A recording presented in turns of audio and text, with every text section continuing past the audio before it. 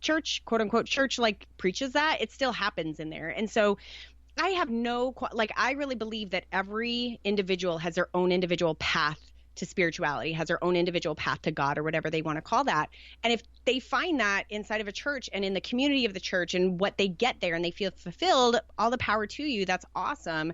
Everyone has their own kind of structure that suits them. But I feel like we're in this space where how do I want to say this? Like, basically that the idea that we have to fit into one of these things called a religion, I feel like we're sort of beyond that. Like most kids nowadays, they know that they don't have to, or they're at least there's a lot more education out there on like different options for them to live a deep and fulfilled and purposeful life that is meaningful, and that fulfills them and makes them feel connected and makes them feel spiritual, whether they call it that or not. And it doesn't have to exist within a church. And it's so funny that you mentioned that about your daughter. Chris and I actually have had the conversation of like, how are we going to raise our kids? We have an 18-month-old right now, and we're planning to have more kids. And so we're like, how are we going to raise our kids, as spiritual people, as religions? And it's really easy actually to default into, well, we should go to a church because there's this amazing sense of community and support system there, right? And then, and so that was sort of like put on the table. And then I was like, but that's not, if we would be going there for a community, like we already have an awesome community here. And to me, teaching really great spiritual lessons comes in being a good person. So if we do a good job of teaching our daughter how to be a good person and how to show love and how to give love and how to accept love and how to be love, we've done our job, and we've helped her find her own path to fulfilling herself and feeling connected to others in this giant kind of web of oneness that we are. Like if we do a good job of doing that, and we do that by example, and we do that by proactive parenting, but mostly by example, like if we do that, we've done a good job. We don't need to go to church every Sunday in order to do that, But every parent should have their own thing. That is not me saying that. I mean, honestly, I really do believe that everyone has their own structure that works for them. That feels right for me. I agree. And I think also, and I'm just thinking back because my kids are older and thinking, how your daughter's 18 months, you also have culture, because I know Chris is Greek, so you have this big Greek like family culture, and I know they do like a big christening. I guess it's a big christening. It's different than the Catholic Church, but there's always also that, because I'm sure there's a lot of respect with his family and love and all of that, but you don't want to disappoint them. But at the same point, you need to be who you are to bring up your, you know what I mean? Like I'm a big Italian family. So it's very similar to the Greek family. It's so funny that you mentioned that. And I hope that he doesn't listen to this, but if you do, I love you, babe. We actually took a trip to Greece this past year when she turned just about a year old. And we were like, okay, let's just make it happen. And then it turned into this like, well, let's get her christened. And I'm a little bit of a rebel when it comes to that. I'm a little bit of a free spirit. So I'm just like, well, why are we getting her christening? That's not what you and I believe in. Like, that's not what we need to do. But he's like, no, it's a cultural thing. Let's do it. And ultimately I was like, you know what, if that's important to you, totally get it. It's where he was baptized. I totally get it. It's like the hometown that his family is from.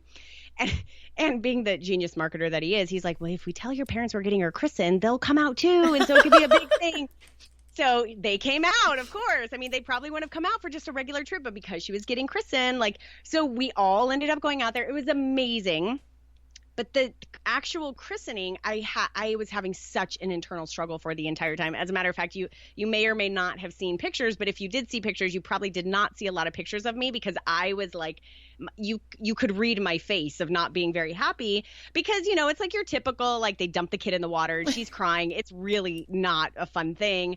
And in my head, I'm going, why? What is the purpose? Like, I don't necessarily believe in this as a thing. I don't really believe in anything behind this, but I had to respect the fact that it's part of the culture. And I had to truly move it to that space of like, I need to honor this as a part of the Greek culture that my husband comes from and my daughter's culture. This is really what's important to them. And she ain't going to remember it, so that's fine. But yeah, I mean, there is a lot of that stuff. So it's like, it's a constant, like, okay, how do we handle this? Well, I can completely understand that because as you're talking, I'm a very visual thinker. So I'm thinking, this beautiful place in Greece and, the dunking of the water and I don't know, like the dress and the whole thing. But it's the custom and I'm sure his grandparents were so proud. But I completely understand that. I understand that as a custom. I understand that as a love, in your family, your marriage, you're the three of you. It does make a difference. And yeah. So I completely understand that. I get it. I do. I completely get it. I got the whole thing. I got the whole big Greek christening. Got it. Ultimately, at the end of the day, it was really, I have a hard time doing things to please other people. That's not in line with how I've ever lived my life. And so it's really hard for me to say, well, this is really important to them. Like literally the entire village came out because, and that I really had to stop and respect that. I had to completely let go of ego and say, you know what, this is actually really amazing and special. This is a great reason for the whole village to get together. And it's a celebration of our little daughter. And I need to really honor that. And so I had to really step out of ego in order to recognize that. But that's not what I immediately felt.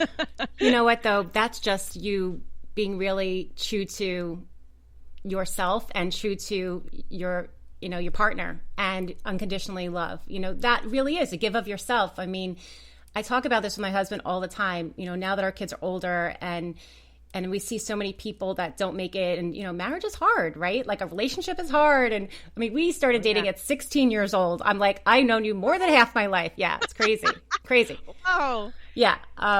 He went to my sweet 16, my junior prom, my senior prom. And I say that it's so much easier sometimes, you look at other people, to give up than to work hard. And you have to give of yourself, especially once you have kids. Oh my gosh, once you have kids, you're constantly giving of yourself. And if you don't, it's just not going to work. I mean, absolutely, you have to have yourself and you have to have your likes and personal time. I get all that, but there's so much of I guess giving up's a hard thing, but there is this understanding, right? So for you, you don't like to do things that other people, but it was like, okay, this is important. And so you did it. So I think that's beautiful. I think that's just part of your spiritual being too.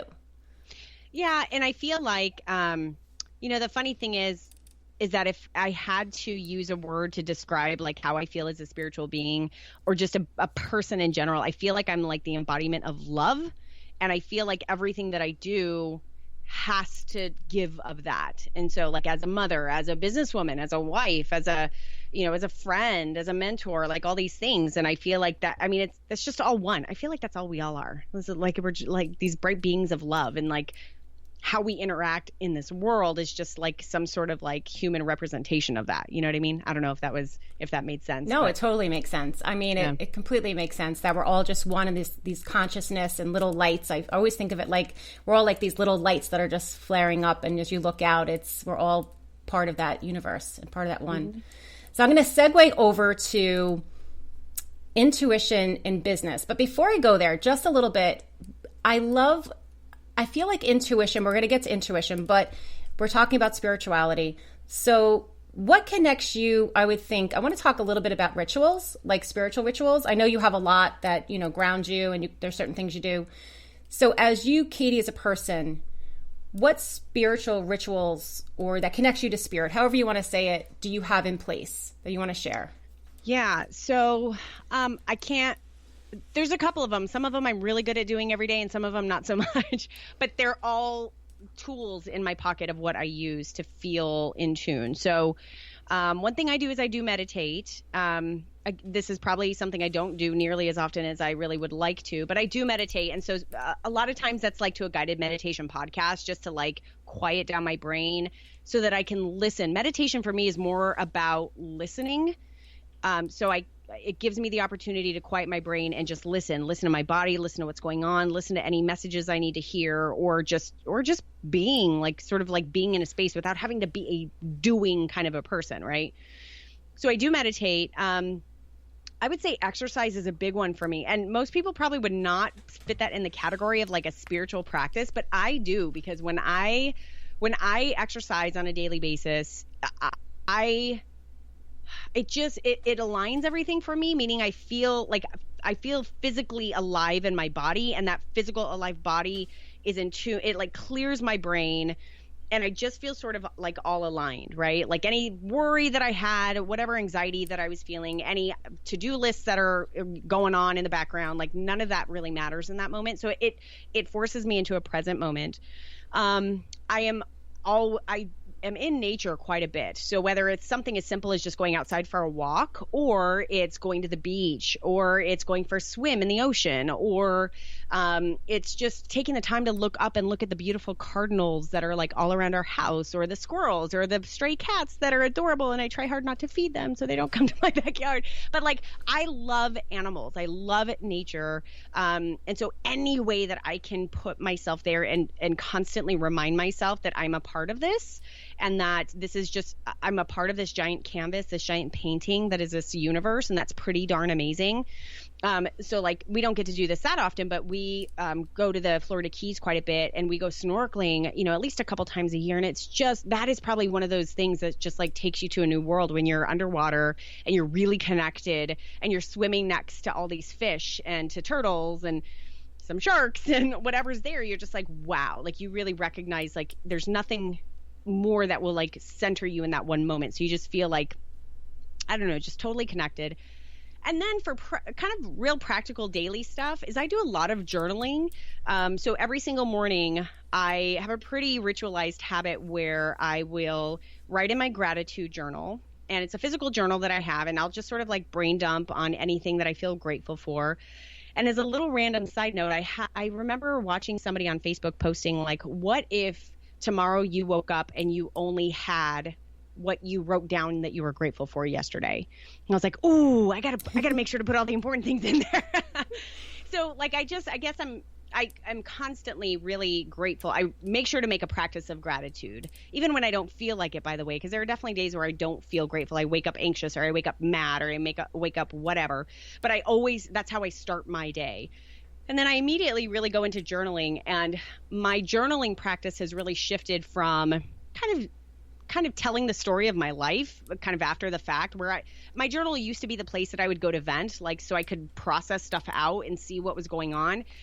But it has become more of a place of creating what I want my life to be. And so it has taken the shape of more of like affirmations, feeling grateful for awesome things that are happening, and really envisioning the life that I want, and simultaneously being totally plugged into this moment. So the journaling exercise for me just really allows me to make a practice of living in abundance, living in positivity, and just knowing that I can kind of, if I do a really good job of staying grounded and grateful, I can really call upon the universe for just about anything that I can possibly dream up. So it's my job to sort of be a fun dreamer. And I don't ever want to think that there's limits on what I can possibly experience in my life, have in my life, be in my life. And so that's a practice to expand my mind and expand my consciousness on what's important for me. So those are things that I really practice every single day,